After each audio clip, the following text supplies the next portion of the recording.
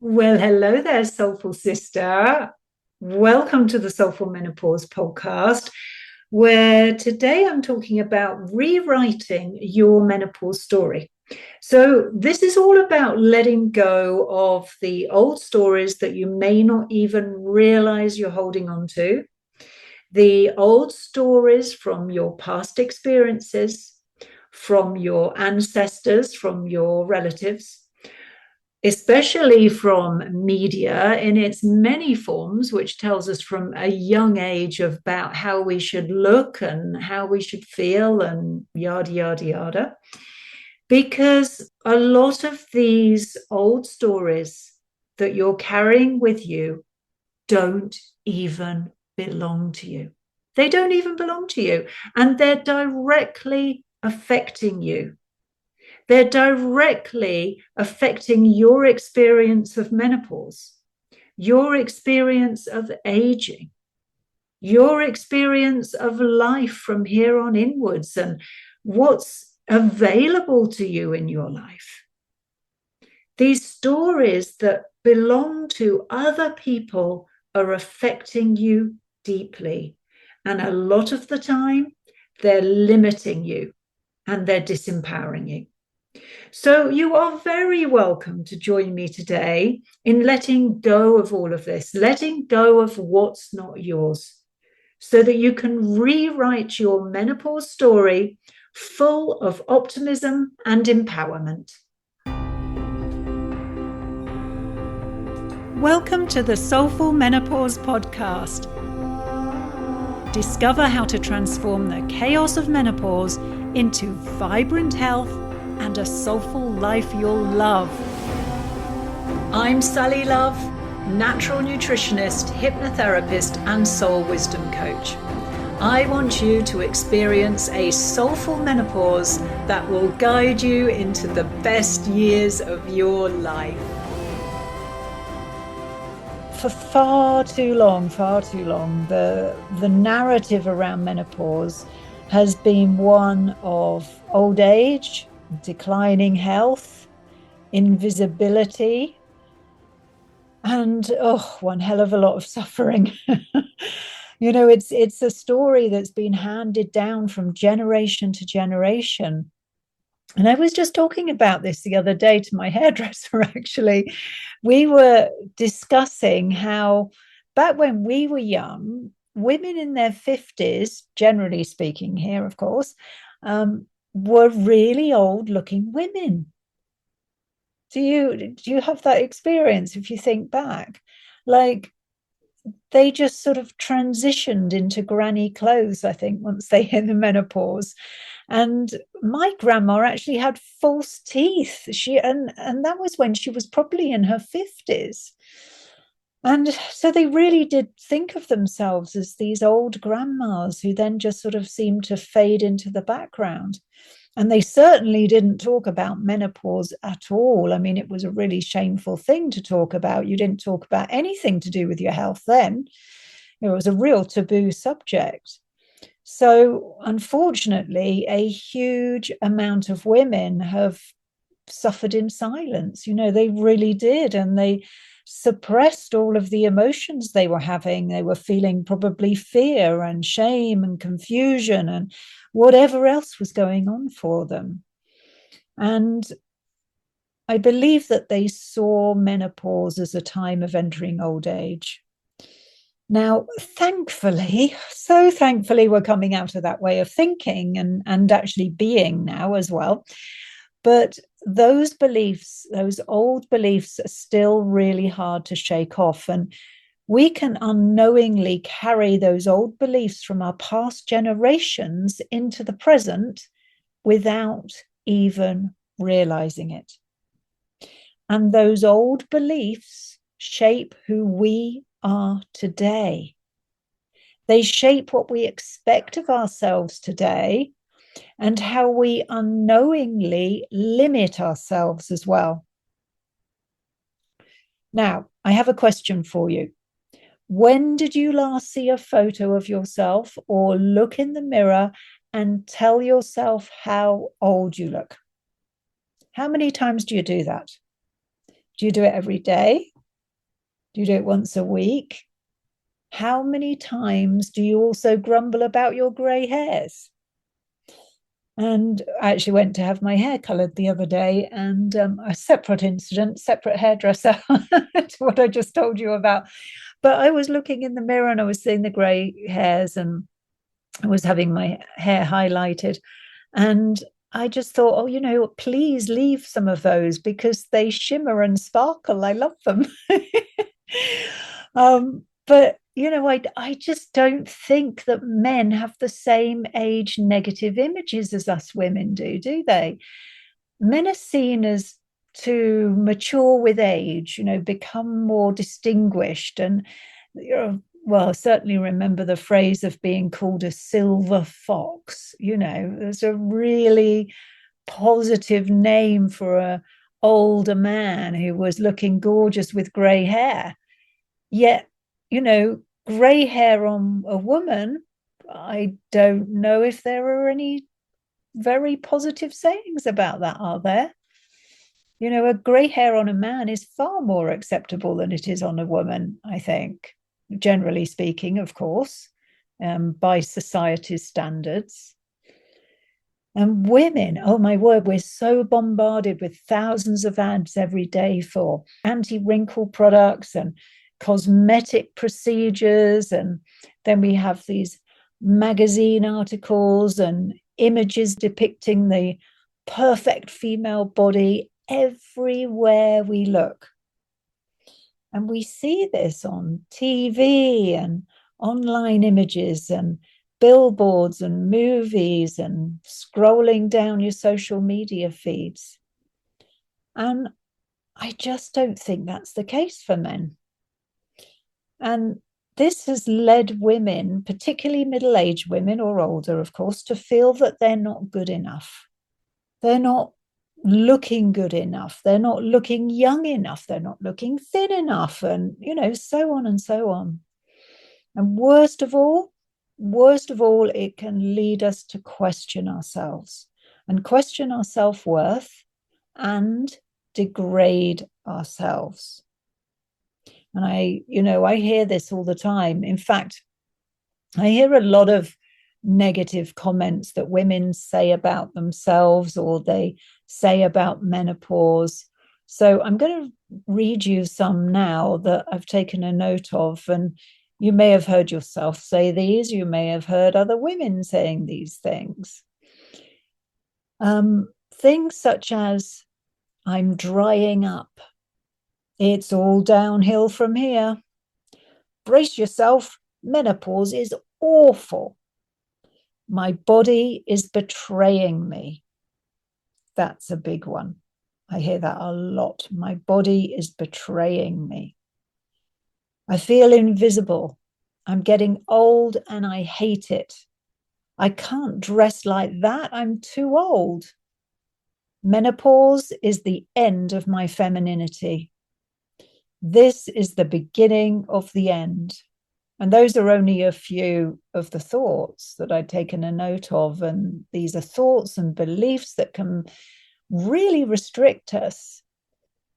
And we can sometimes then start feeling like we're past it and that time is running out. And if we're not careful, we can start to think certain things to ourselves like, oh, it's too late to change. I can't start anything new right now, especially at my age. That is total and utter bull.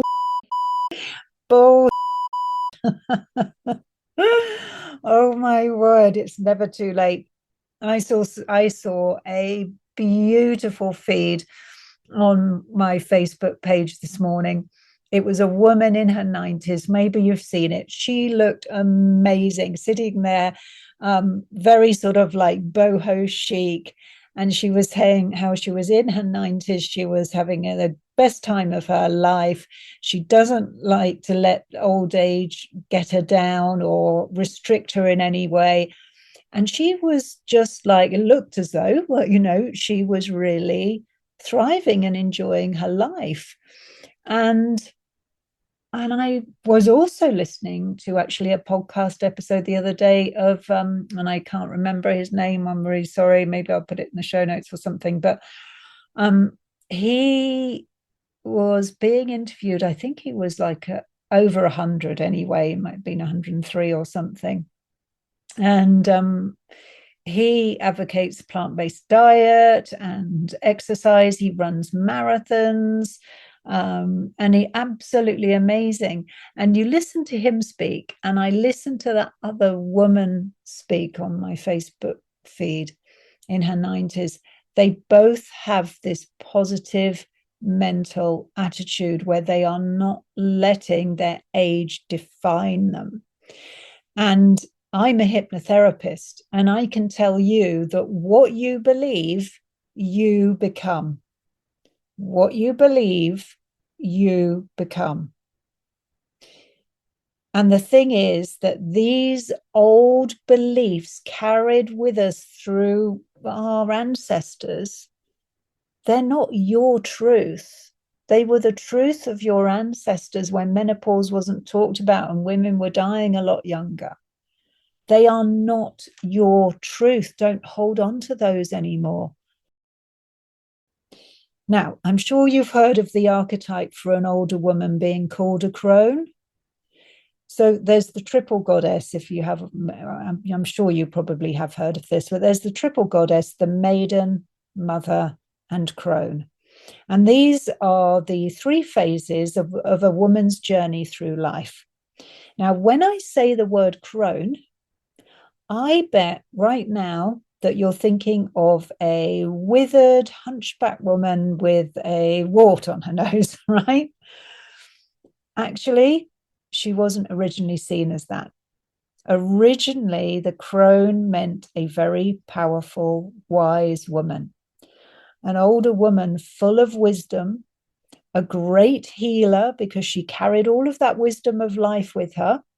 So she was deeply honored, and she was consulted for very important decisions. She was held in great high esteem, and her intuition was celebrated, not ridiculed as it is today. Unfortunately, as patriarchy took hold, the suppression of the feminine power began. And this suppression was because the feminine was seen to have a lot of power. She had the ability to bring life into the world. She had the power of intuition, of democracy, and so much more. So she was powerful. The crone was very powerful. So to suppress her, the crone woman was demonized, and she was turned into something to be feared. She was turned into the witch, the hag, the old crazy woman that you should steer clear of, otherwise she may just cast an evil spell on you. You know, and the fairy tales followed suit, casting the old woman as evil and someone not to be trusted. So women in old age then became feared and shunned by society, and they were silenced and they were stripped of their once honored sacred status. And the term crone then became something very negative indeed. So I believe that we also carry these stories in ourselves. And we can choose to ignore them and continue limiting ourselves, or we can take this time in history to start reclaiming our feminine power, to reclaim the power and wisdom that we have as we navigate our way through our soulful menopause journey. It just requires a new way of thinking. And then because you're thinking in a new way, it automatically moves into a new way of showing up in the world.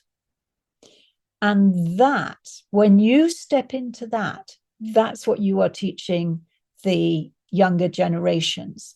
That is you rewriting the story of menopause, rewriting the story of moving into an older age, rewriting the story of the crone. You're doing it just by living your life, by having those new ways of thinking. And so this is one of the reasons that I chose the sage woman to represent this time of life instead of the crone, because that crone, the word crone, still has those negative connotations to it. And the word sage actually means wisdom, and it means a wise person. So I really love the word sage woman to describe a woman moving from menopause to the rest of her life. So let's take this wisdom and power and let's use it to rewrite a new story for older women. One where we're changing what it looks like to be menopausal or postmenopausal, where we stop expecting to be ignored or dismissed, where we stop expecting to fade into the background, where we stop expecting to have loads of health issues. And most of all, where we stop allowing ourselves to be put down by men. And you know what? The other day I was parking my car in town in a really quite a tight spot. And a man was watching me. And when I got out of the car, he said to me, "Well done." Oh my God.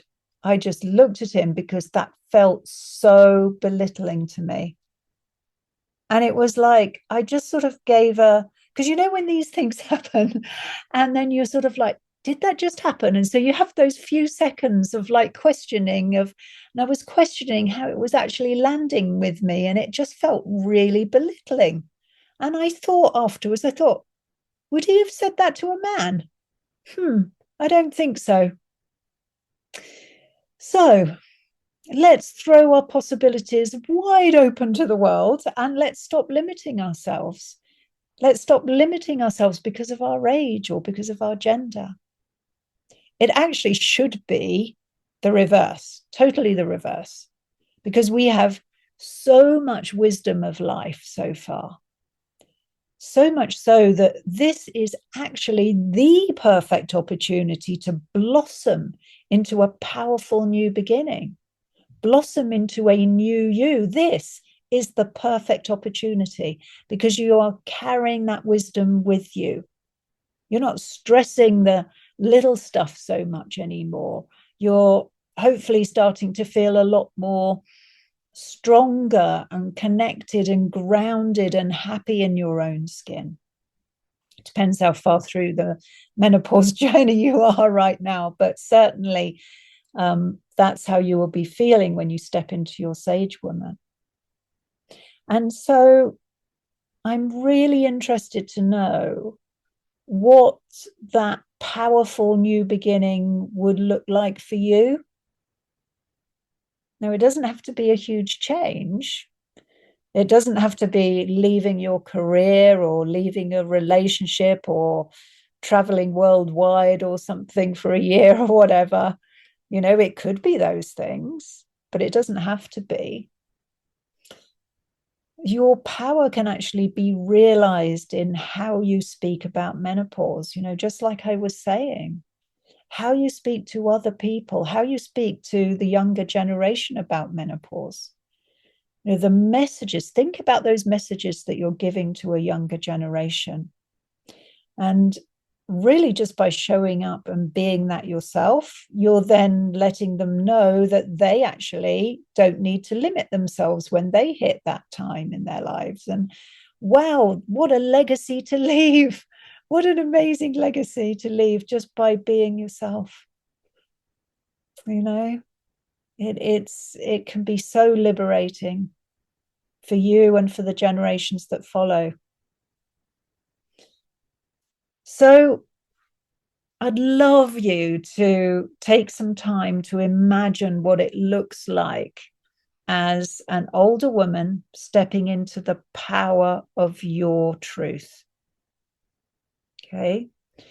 what role models, what role models, whether it's real life or fiction, actually speak to you of the sage woman? What role models inspire you with their confidence, or how they speak out, or what actions they take, how they dress, how they express themselves, how they don't let old age hold them back? So this can be real life or fiction. It really doesn't matter. Just find those role models. And, you don't have to see everything in one person or one fictional character. You may not actually agree with some aspects of a woman's beliefs, but you could be admiring some of her traits. So you are the author now. And I'm going to ask you, what story are you going to write about yourself? How do you want to rewrite your menopause story? And you actually get to choose what your menopause means for you. So let's begin. First of all, take a deep breath with me.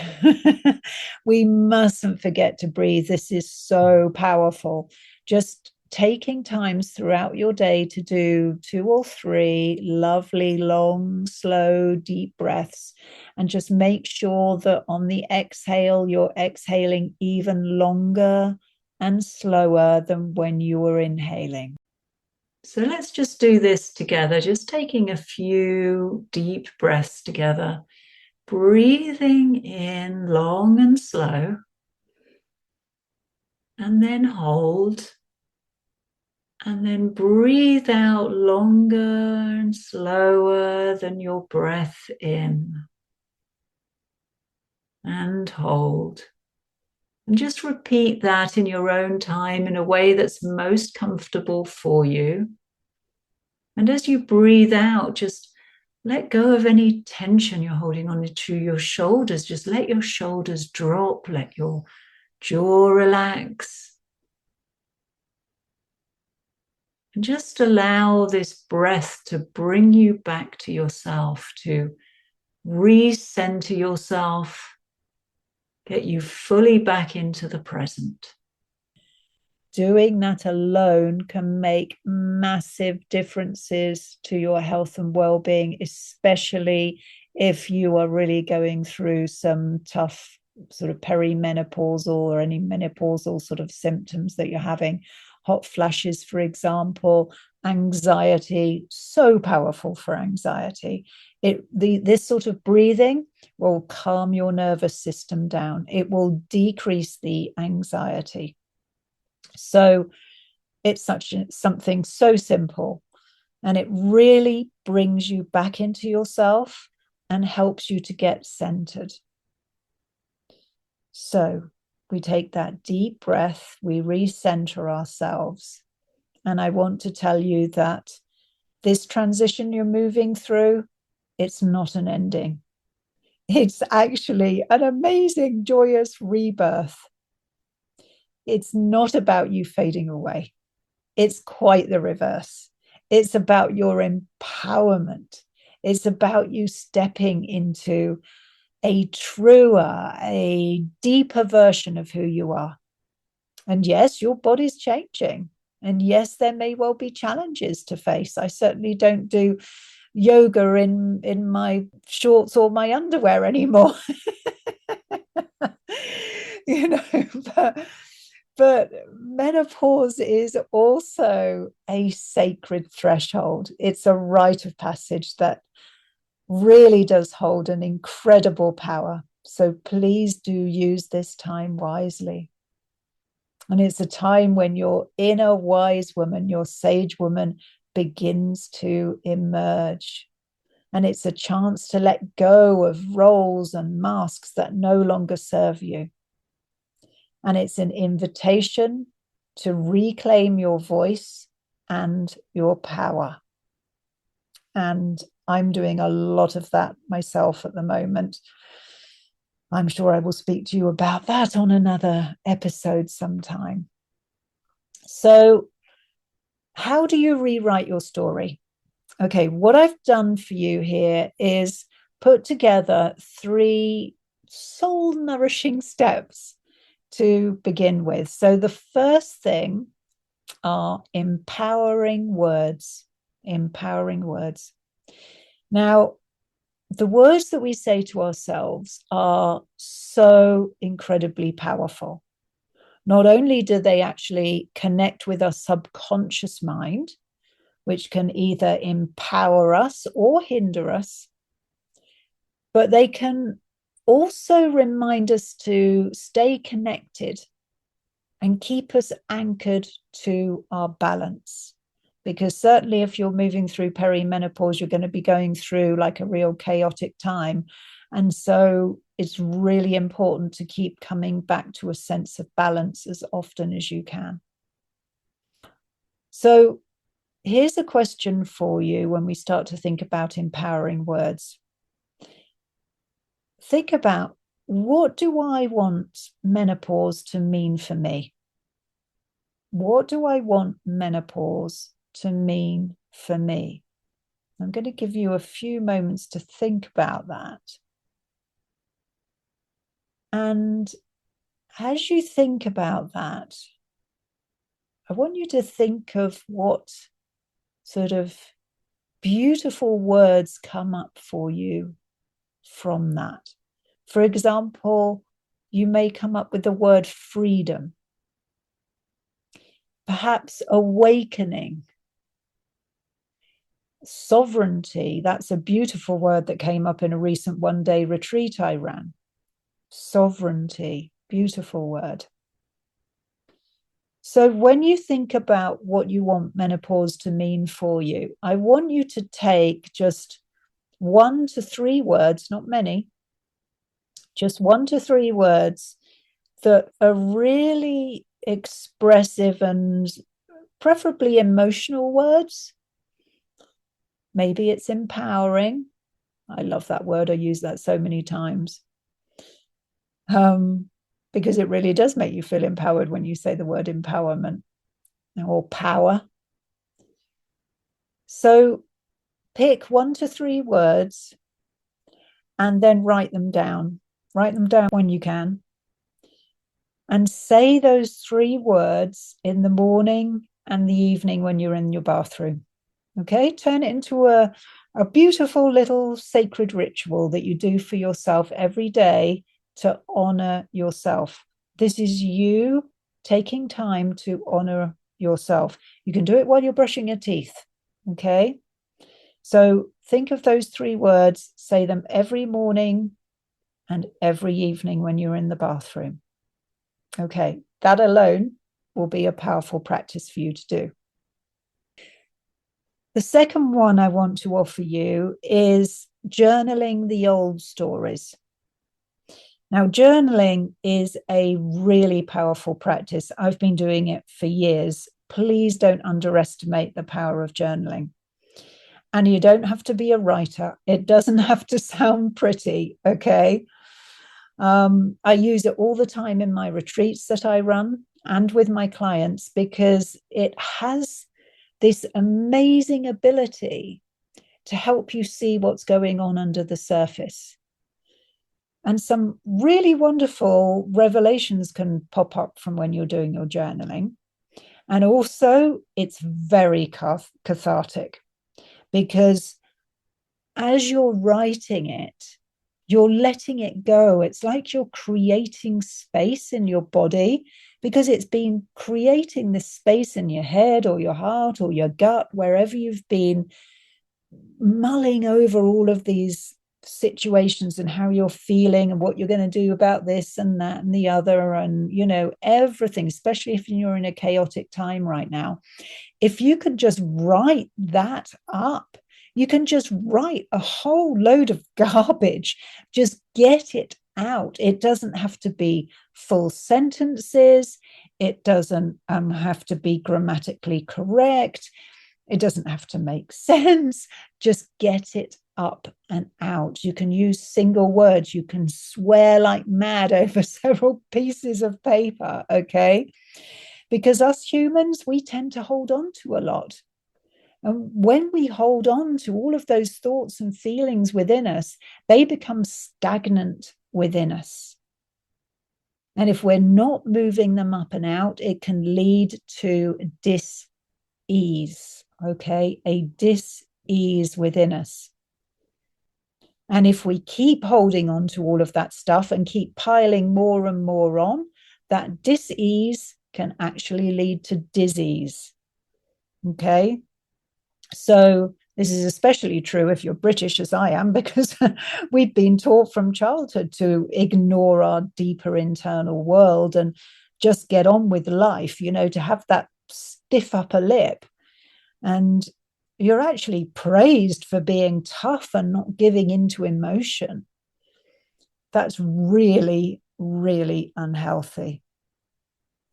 So if you ignore the emotions and the thoughts and feelings that are going on within you and you leave them festering away inside you, it can create a tremendous amount of a lot of really unhealthy energy. And we really don't want that. I don't want that for you. So even if by some not so great miracle you don't get any insights from journaling, you will at the very least unburden yourself. So what I want you to do is just even if it's just like writing a few words in your journal every morning when you're having your cup of coffee or whatever. So you can certainly do that, but what I would love it is if you could start writing up those old stories that you're carrying with you. So notice the thoughts that you're carrying about menopause. Write them down. Maybe some of those things that I said earlier really hit home to you and you thought, yeah, I've said those things or I've heard those things from my friends or I've read those things on social media. So just write those thoughts down about what you consider, what you know about menopause, okay? What it means to you. And notice whose voice is it? Is it your voice? Is it truly your voice? Or is it someone else's? Are they the voices of your ancestors? Did it come from your mother, from a friend, from a doctor, perhaps the media? And just get really curious. Don't get critical, just get really curious, because when you get critical, you shut yourself down, and we don't want that. So, what you're doing here is gently starting to unravel what doesn't belong to you, starting to see what thoughts, what beliefs you're holding on to, and who they belong to. So, a few other like little prompts that you might want to use in your journaling, you could literally write, what unhelpful beliefs about menopause am I ready to release? Okay. What unhelpful beliefs about menopause am I ready to release? Or you may want to look into something like, when I was young, what did I witness or hear about menopause? When I was young, what did I witness or hear about menopause? And that can be aging as well. So, for example, when I was young, how did I perceive women in their 50s and beyond? For me, it was my grandmother with false teeth. And so you carry that belief with you. Oh, when you're that age, you're really old. And then it becomes an ingrained belief. Okay, have fun with that one. And thirdly, this is time when you can completely rewrite your menopause story. So I want you to have a think about how you would love to move through these next years of your life as your sage woman, okay? As a more empowered you. So if you weren't limited in any way at all, you're not limited in any way, what would you want to be doing? What hobbies would you love to do? Would you travel? Would you be in a relationship? And if so, what would that look like? What would it feel like if you are in a relationship right now? Would it be any different to what it is now? And what about friends and what you're going to do with your friends? Or what would you do to move out of your comfort zone occasionally? What would be a fun way to do that, to move out of your comfort zone? And if you were your sage woman, this beautiful, advanced, sort of empowered you, what would you be doing in your day-to-day life? Would you be working? If so, what would your work look like? What would it feel like for you? Very important to go to the feelings. And so just have fun with this and explore this. Now, you can actually do it in your mind by daydreaming these things, but even more powerful, as I've said before, is actually writing it down and journaling it. So rewriting your menopause story doesn't mean pretending that everything is really easy all the time, everything amazing flows to you all of the time, okay? Because life isn't like that usually, but we could actually say that that's a belief. I could stop myself right there and say, Sally, you are limiting yourself with that belief. But, I certainly know that I've learned and grown from the challenges I've faced in life. Those are the times actually when I have grown or learned the most from challenges I've faced. So actually, maybe it's more about saying, how would your sage woman face challenges in life? Because we can pretty much say that life doesn't come without challenges, okay? But it's how we react to those challenges, how we deal with them, which is really important, isn't it? So how would your sage woman react to those challenges? How would she deal with them in a different, more empowered way? How would you show up when you're faced with challenges in your relationships, in your friendships, in work? How does that change then what the likely outcome is going to be? Just get really curious with this, have lots of fun with this exercise. And then this becomes your new menopause story. You've rewritten your menopause story. And what I would say is definitely write it down and make sure that you read it regularly, preferably every day, because the more you read it, the more likely you will become it. Okay? So rewrite your menopause story, read it every day. When you read it every day, the more likely you are actually going to become that. Yay. So there you go. There are 3 soul nourishing tips to help you rewrite your menopause story: empowering words, journaling the old stories, and then rewriting your menopause story.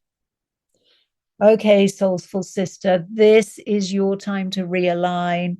It's your time to flourish. You're not alone on this path. Together, we are creating a new story, one of healing, of reverence, and of soul. Thank you so much for joining me today, Sacred Sister. And if you feel called, I invite you to please share this episode with all the women in your life that you love. Let's ripple this new narrative across the world. Let's get everybody, all the women, to rewrite their menopause story.